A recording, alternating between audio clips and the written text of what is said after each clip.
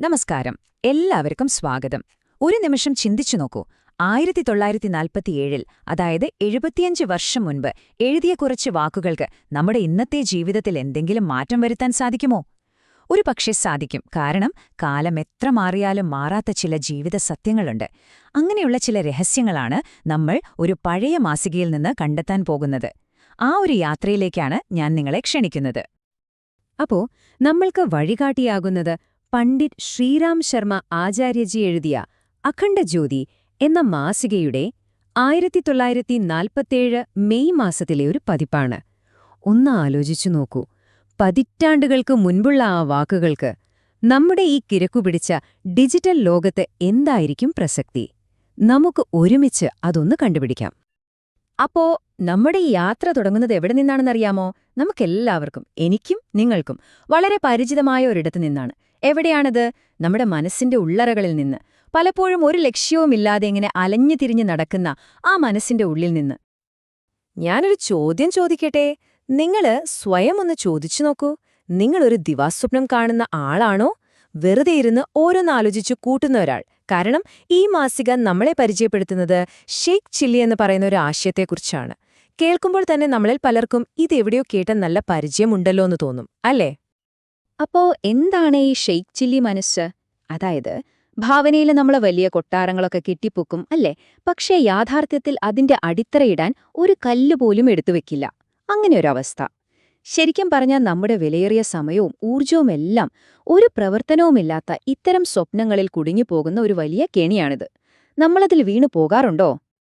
അപ്പോ ഈ ദിവാസ്വപ്നങ്ങളിൽ നിന്ന് നമുക്ക് എങ്ങനെ പുറത്തു വരാൻ പറ്റും? അതിന്റെ ഉത്തരം മറ്റെവിടെയുമല്ല, നമ്മുടെ ഉള്ളിൽ തന്നെയുണ്ട്. നമ്മുടെ ഉള്ളിൽ നടക്കുന്ന ചില പോരാട്ടങ്ങളില്ലേ, അതിനെ ആദ്യം നമ്മളൊന്ന് തിരിച്ചറിയണം.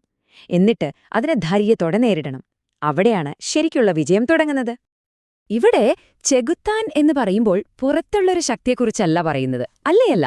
അത് നമ്മുടെ ഉള്ളിലെ സംശയങ്ങളാണ്, നമ്മുടെ ബലഹീനതകളാണ്. നിന്നെക്കൊണ്ട് പറ്റില്ല എന്ന് പറയുന്ന ആ ഒരു ശബ്ദമില്ലേ, അതിനു മുന്നിൽ കീഴടങ്ങരുത്. പകരം അതിനെ ബോധപൂർവം നേരിടണം. അത് തന്നെയാണ് യഥാർത്ഥ ധൈര്യം. പലപ്പോഴും നമ്മളെ മുന്നോട്ടു പോകുന്നതിൽ നിന്ന് എന്തോ ഒന്ന് പിടിച്ചു വലിക്കുന്നത് പോലെ തോന്നാറില്ലേ? എന്താണിത്? മാസിക ഇതിനെ വിളിക്കുന്നത് മനസ്സിന്റെ കെട്ടുകൾ എന്നാണ്. അതായത് നമ്മുടെ പഴയ കാലത്തെ അനുഭവങ്ങൾ, ചില മുറിവുകൾ, അല്ലെങ്കിൽ ചില മുൻവിധികൾ, ഇവയെല്ലാം നമ്മളെ പിന്നോട്ടു വലിക്കുന്ന, നമുക്ക് കാണാൻ പറ്റാത്ത ചങ്ങലകൾ പോലെയാണ്. ഈ കെട്ടുകളൊക്കെ അഴിച്ചു മാറ്റാതെ നമുക്ക് ശരിക്കുള്ളൊരു സ്വാതന്ത്ര്യം കിട്ടില്ല. അപ്പോ ഈ ആന്തരിക വിജയം നേടാനുള്ള വഴിയെന്താ? അത് വളരെ വ്യക്തമാണ്. ഒന്നാമത്തെ പടി, നമ്മുടെ കുറവുകളും ബലഹീനതകളുമൊക്കെ സത്യസന്ധമായിട്ടങ്ങ് അംഗീകരിക്കുക. രണ്ടാമതായി, നമ്മുടെ വികാരങ്ങളെ നിയന്ത്രിക്കാൻ പഠിക്കുക. ദേഷ്യം, സങ്കടം, ഇതൊക്കെ.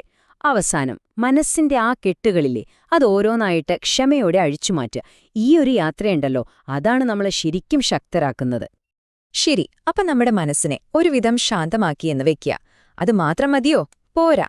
ആ കിട്ടിയ ശാന്തതയെ, ആ സമാധാനത്തെ എങ്ങനെ നല്ല അർത്ഥമുള്ള പ്രവൃത്തികളായി മാറ്റാൻ പറ്റും? അതാണ് അടുത്ത ചോദ്യം. അതിനെയാണ് യഥാർത്ഥ കർമ്മത്തിന്റെ പാത എന്ന് പറയുന്നത്.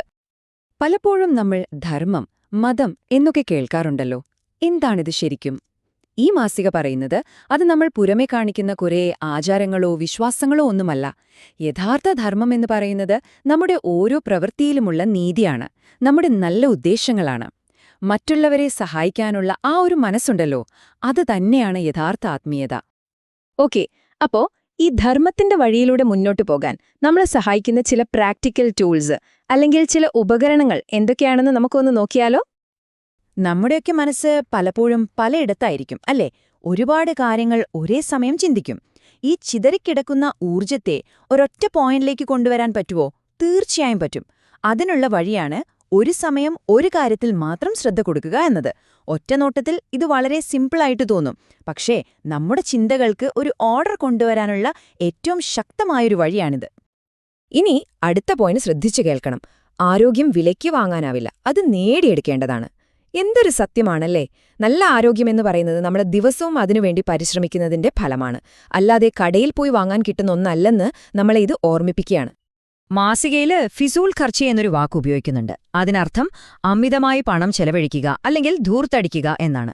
ഇതിനെതിരെ ഒരു മുന്നറിയിപ്പ് തരുന്നുണ്ട്. കാരണം എന്താണെന്ന് വെച്ചാല് യഥാർത്ഥ സമ്പത്ത് എന്ന് പറയുന്നത് കുറേ സാധനങ്ങൾ വാങ്ങിക്കൂട്ടുന്നതല്ല, മറിച്ച് നമ്മുടെ ആവശ്യങ്ങൾ അറിഞ്ഞ് ലളിതമായി ജീവിക്കുന്നതിലുള്ളൊരു സംതൃപ്തിയുണ്ടല്ലോ, അതിലാണ് യഥാർത്ഥ സമ്പത്തിരിക്കുന്നത്. ഇപ്പൊ നമ്മള് ഈ യാത്രയുടെ ഏകദേശം അവസാന ഭാഗത്തേക്ക് എത്തുവാണ്. അപ്പോ ഈ പറഞ്ഞ കാര്യങ്ങളൊക്കെ, അതായത് നമ്മുടെ ഉള്ളിലും പുറത്തും നമ്മൾ വരുത്തുന്ന ഈ മാറ്റങ്ങളുടെയൊക്കെ ഫലം എന്തായിരിക്കും നമുക്ക് നോക്കാം. അപ്പോ ഇതിന്റെയെല്ലാം ഫലം എന്തായിരിക്കും? നമ്മൾ നമ്മളെ തന്നെ മനസ്സിലാക്കി നിയന്ത്രിക്കാൻ പഠിക്കുമ്പോൾ എന്ത് സംഭവിക്കുമെന്നോ? നമ്മുടെ ജീവിതം തന്നെ മറ്റുള്ളവർക്ക് ഒരു സന്ദേശമായി മാറും. നമ്മുടെ ആ ഒരു ശാന്തത, നമ്മുടെ ആ ലക്ഷ്യബോധം, അത് കാണുന്നവർക്ക് ഒരു പ്രചോദനമാകും, ഒരു വെളിച്ചം പോലെ. അപ്പോ ചുരുക്കി പറഞ്ഞ, നമ്മുടെ ഉള്ളിലെ ലോകത്തെ നേരെയാക്കാൻ നമ്മൾ എന്തൊക്കെയാ പഠിച്ചത്? വെറുതെയുള്ള ദിവാസ്വപ്നങ്ങളെ തിരിച്ചറിഞ്ഞ് അതിനെ മറികടക്കുക, നമ്മുടെ കുറവുകളെ ധൈര്യത്തോടെ നേരിടുക, പിന്നെ മനസ്സിന്റെ ആ പഴയ കെട്ടുകളൊക്കെ അഴിച്ചുകളയുക. ഇതുണ്ടല്ലോ, ഇതാണ് ശരിക്കുള്ള സ്വാതന്ത്ര്യത്തിലേക്കും സമാധാനത്തിലേക്കുമുള്ള താക്കോല്. ഇനി ഈ ഉള്ളിലെ മാറ്റം പുറം ലോകത്തെങ്ങനെയാ കാണിക്കുക?